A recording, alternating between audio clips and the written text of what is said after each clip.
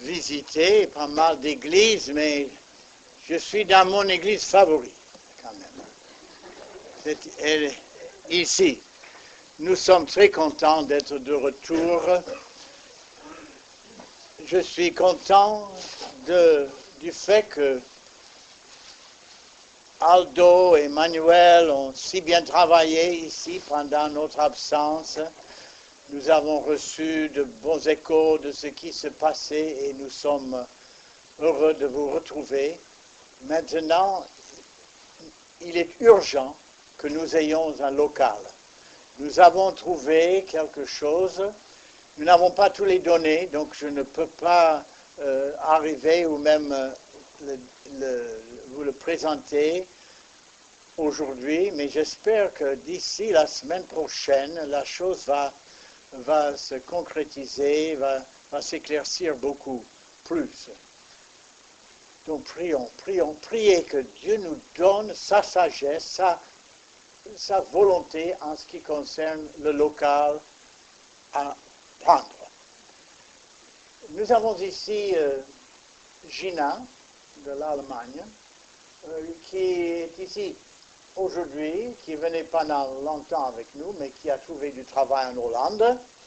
Donc elle va nous quitter après aujourd'hui. Donc si vous voulez la saluer bien et lui souhaiter bon voyage et bonne continuation dans sa carrière.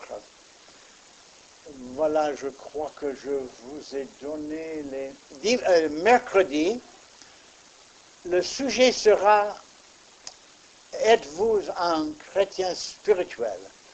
Quels sont les critères d'une spiritualité? Alors, nous allons traiter ce sujet donc mercredi, ce qui est très important parce que ça peut nous aider, même dans le choix de notre maison. Je me comprends, le local en question. Vous savez que chacun de nous est différent, est unique.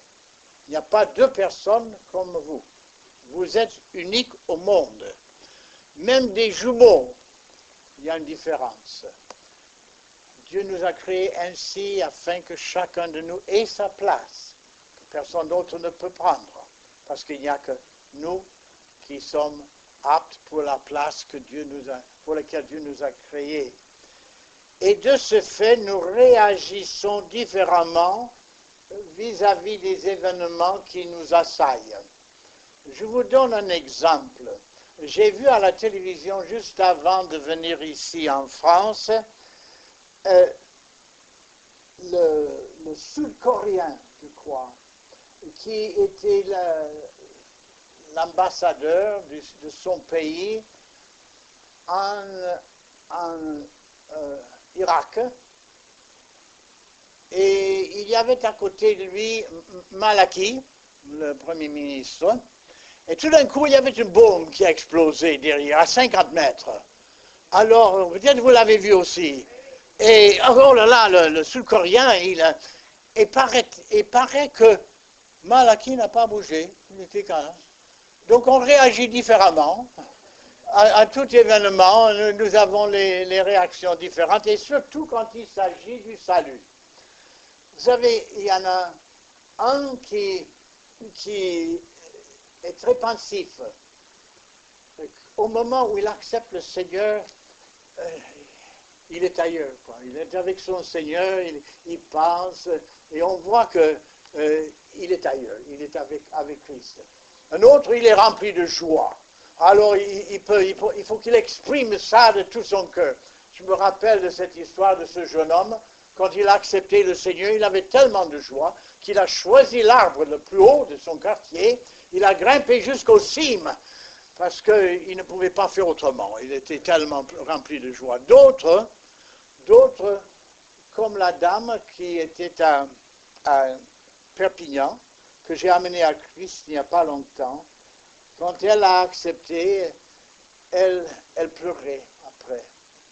Et elle pleurait, mais non pas de tristesse, mais je crois que la pensée que maintenant tous ses péchés étaient pardonnés, maintenant qu'elle était en règle avec Dieu, maintenant qu'elle savait qu'elle serait avec sa fille qui venait de mourir, elle était tellement émue qu'elle ne cessait pas de pleurer, à tel point que je me demandais si elle était vraiment sauvée ou non. Mais je reçois maintenant des lettres venant de Nice, disant, j'ai dit Perpignan, n'est-ce pas? Non, de Nice, venant de Nice, disant que voilà, elle dévore la Bible, elle veut avoir toujours des leçons plus poussées, elle veut connaître Dieu d'une manière plus profonde. Oui, on réagit différemment et dans l'histoire qui nous a été lue tout à l'heure de cet homme, je veux en tirer 4 leçons différentes.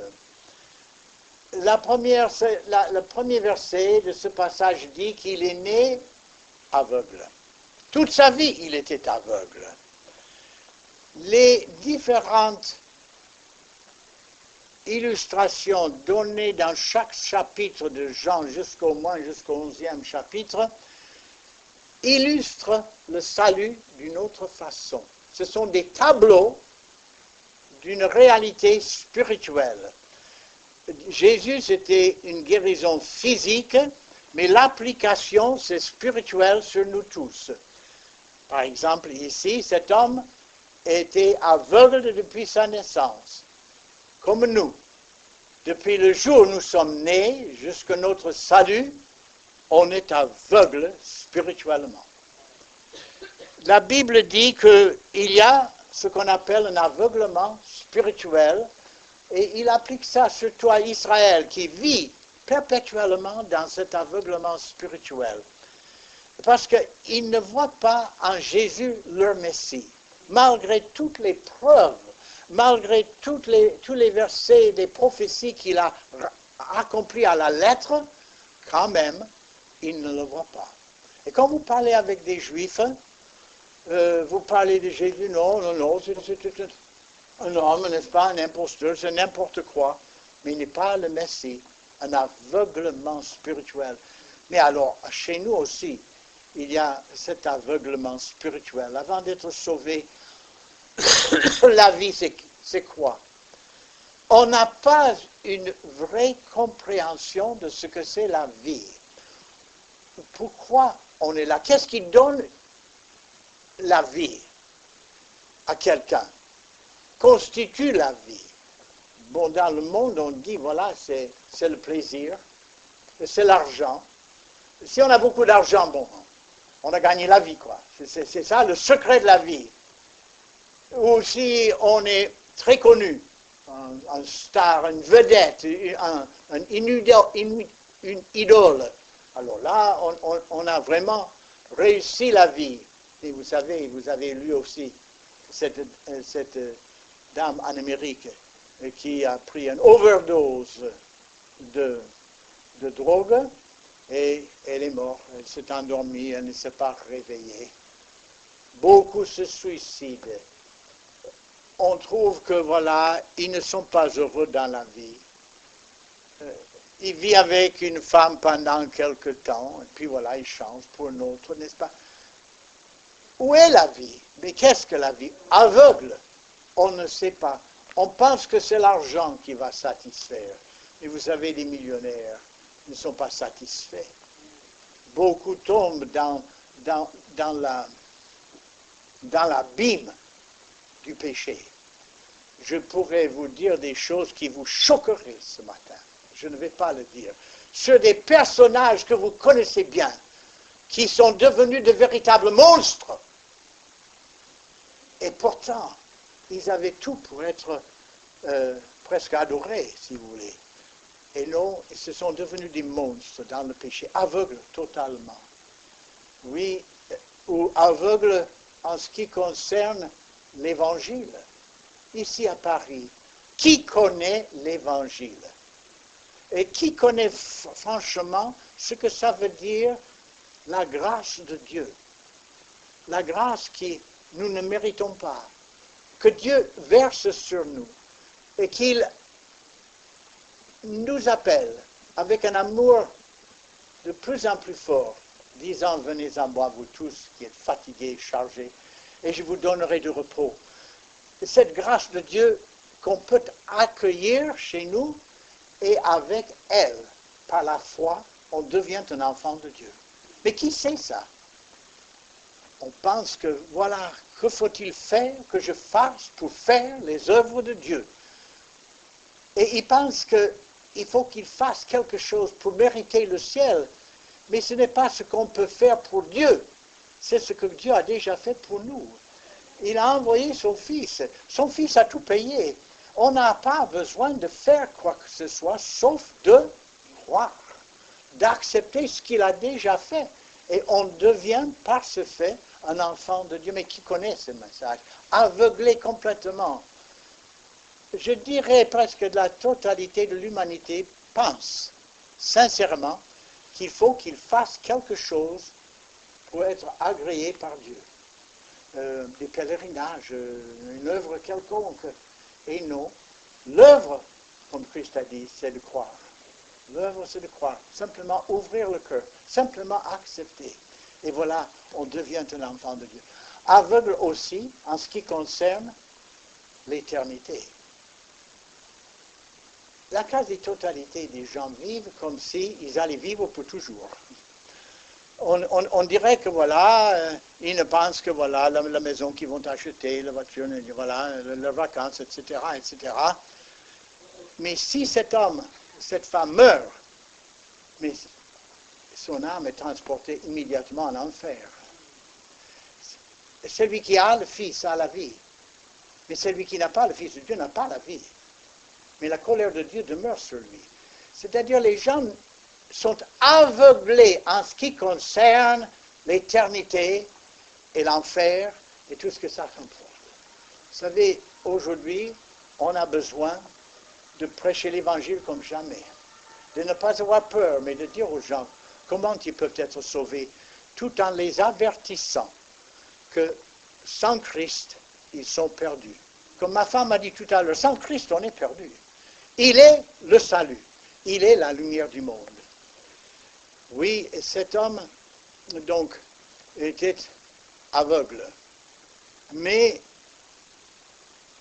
on trouve dans le passage qu'il a rencontré Christ. Nous aussi.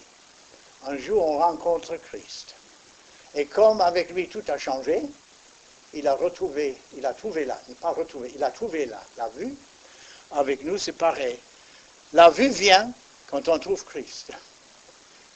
Christ change tout. Quand on pense à ceux qui sont esclaves des drogues, de la pornographie, de la sexualité, esclaves de la boisson. Vous savez, je connaissais un homme qui était tellement atteint par l'alcoolisme qu'il a tout dépensé. Quand il a reçu son chèque à la fin de la semaine, au lieu de le donner une grande partie à sa femme pour que sa femme puisse s'occuper de leurs enfants, il a gardé la totalité, il a tout dépensé pour l'alcool. Toujours ivre. La petite, finalement, est devenue malade, manque de chaleur, manque de nourriture, et elle est morte. Les voisins, sachant que cet homme buvait tout l'argent, se sont courtisés et ils lui ont acheté une nouvelle paire de chaussures pour la fille pour être enterrée. Lui, il gardait le corps, mais pris par la convoitise, esclave de cet alcoolisme, il a pris les chaussures de sa fille et les a vendues pour acheter encore de quoi boire. Et quand il a fait ça, sa conscience, Dieu l'a arrêté. Et il a dit, Seigneur, pardonne-moi et sauve-moi. Il a rencontré Christ. Cet homme est devenu un prédicateur de l'Évangile. Il a rencontré Christ. Et aveugle comme on est, quand on trouve Christ, on trouve la vue.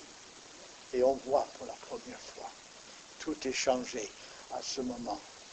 Oui, et une autre chose qui est arrivée, c'est qu'il il a fait ce que Christ lui a demandé de faire. Il a dit, va et lave-toi. Va et lave-toi.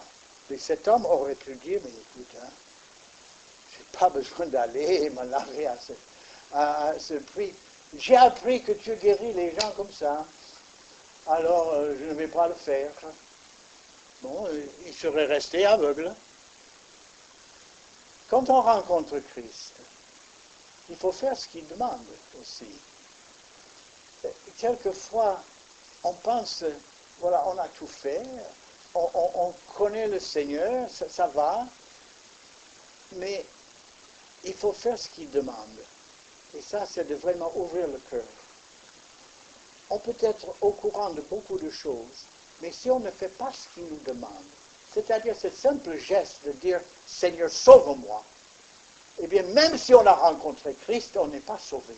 Ce n'est que lorsque on met sa foi en lui, qu'on fasse ce qu'il nous demande. Crois au Seigneur Jésus et tu seras sauvé. Mais il faut le croire. Et beaucoup de gens, c'est là-dedans, mais c'est pas là-dedans. Ils ont fait un certain chemin, mais pas tout à fait. Et puis, en quatrième lieu, cet homme a fait quelque chose que tout le monde doit faire. Il n'a pas nié que Christ l'a guéri. Il a témoigné sa foi. Il a pris position. Et surtout quand il était devant le Sanhédrin. Oh, le Sanhédrin qui lui disait, parce qu'on n'a pas lu tout le chapitre à cause du temps, mais dans le chapitre, il est amené devant le Sanhédrin qui le questionne. Et nous savons que cet homme est un pécheur, mais pourquoi? Oh, il a dit, moi je ne sais pas tout ce que vous dites. Mais je sais une chose, hein, c'est qu'autrefois j'étais aveugle, et maintenant je vois. Souvent on se demande, mais qu'est-ce que je vais dire? Quand je rencontre quelqu'un qui n'est pas sauvé, qu'est-ce que je dois lui dire? Mais je ne connais rien de mieux que ça. Je ne sais pas beaucoup de choses, mais je sais une chose. Autrefois, j'étais aveugle, et maintenant je vois. Autrefois, j'étais perdu, et maintenant je suis sauvé. Mais c'est bon ça. Ça montre qu'il y avait un changement, ça veut dire que quelque chose s'est passé dans la vie. Voilà ce que c'est tout ceci. Maintenant, cela dit, je viens au centre de mon message. Et là, je vous invite, si vous pouvez lire, ou si je puis lire, parce qu'il faut que j'arrive à lire moi-même ici, c'est un Marc. À propos, je vois mieux quand même, je vous vois mieux maintenant avec les cataractes de moins. C'est un peu plus clair, parce qu'avant, c'était un tunnel ici, c'était une cave. Alors, je crois que c'est Marc, chapitre 8, verset 22. Marc 8, 22.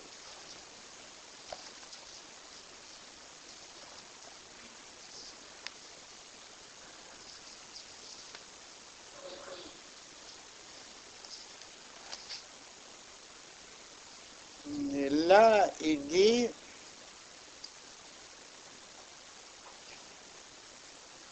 ils se rendirent à Bethsaïda, et on emmena vers Jésus un aveugle qu'on le pria de toucher. Il prit l'aveugle par la main et le conduisit hors du village, puis il lui mit de la salive sur les yeux, lui imposa les mains et demanda s'il voyait quelque chose. Il regarda, il dit, j'aperçois les hommes, mais j'en vois comme les arbres qui se promènent, qui marchent.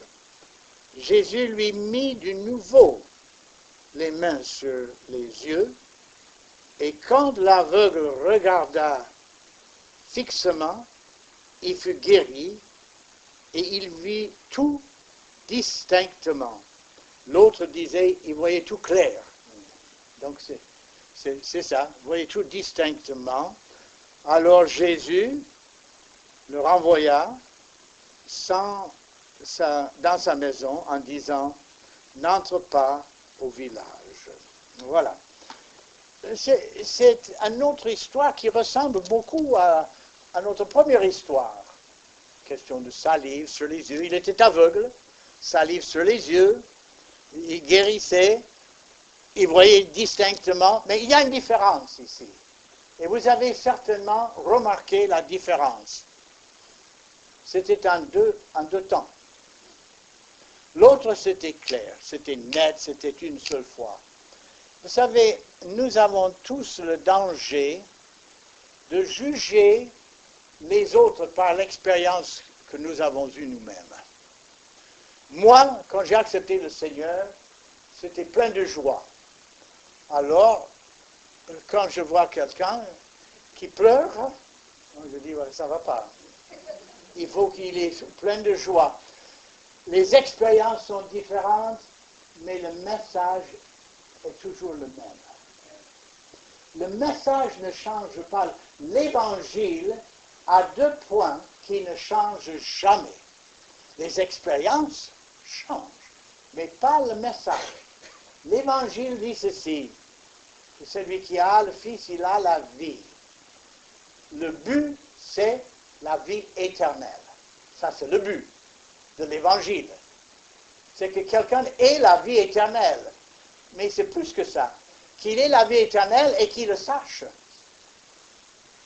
Car on n'a pas la vie éternelle si on dit « je pense l'avoir » ou « j'espère l'avoir » ou « je crois l'avoir ».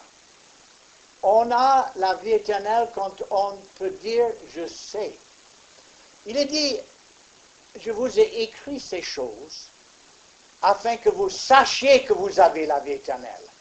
Pas que vous pensiez ou que vous espériez. Combien de fois j'ai posé la question à quelqu'un, est-ce que vous avez la vie éternelle? Ah ben, je pense, j'espère, j'ai fait pas mal de choses. Hein. Je ne suis pas si mauvais que ça. Je suis aussi bien que l'autre là-bas. Hein. Alors, oui, mais ce n'est pas la réponse. La réponse est oui, je le sais. Et pourquoi vous le savez? Parce que quand quelqu'un me dit oui, je le sais, je dis pourquoi? L'autre jour, j'ai trouvé quelqu'un comme ça. Ah oui, je le sais. Je dis pourquoi? Eh bien,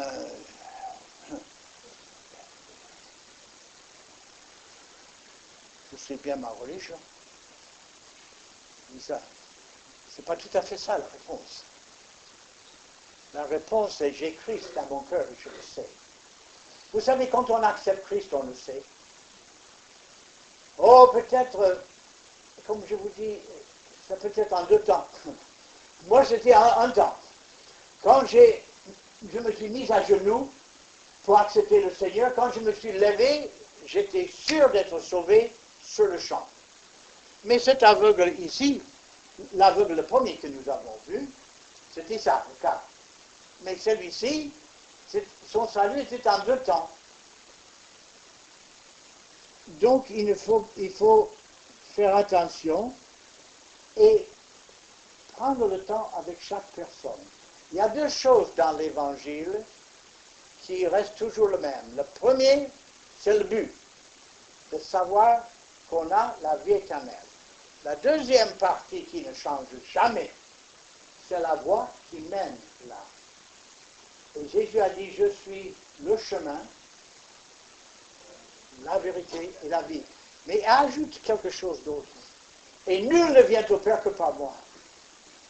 Donc, on n'est pas sauvé par n'importe qui. Par exemple, quelqu'un dit, mais moi je suis Mahomet. Mahomet n'est pas Christ. Bouddha. J'ai entendu une histoire qui m'a fait rire l'autre jour. Je vous le passe. Il y avait ce pasteur qui parlait avec un homme et lui dit, mais pourquoi ne venez-vous pas à notre réunion? Là, on prêche l'évangile. Oh, il a dit, je suis bouddhiste et je ne peux pas venir.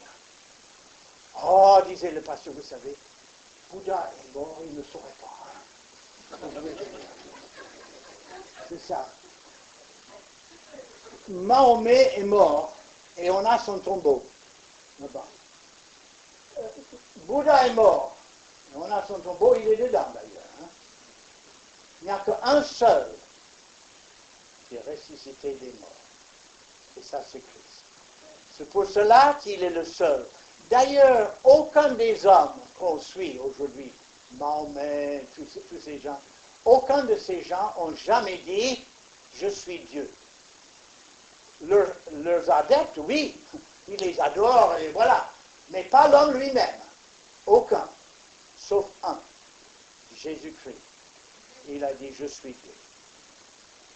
Il est venu du ciel pour mourir pour nous, parce qu'il voulait nous sauver, nous donner le pardon de nos péchés, nous blanchir, nous laver plus blanc que la neige, nous donner la vie éternelle.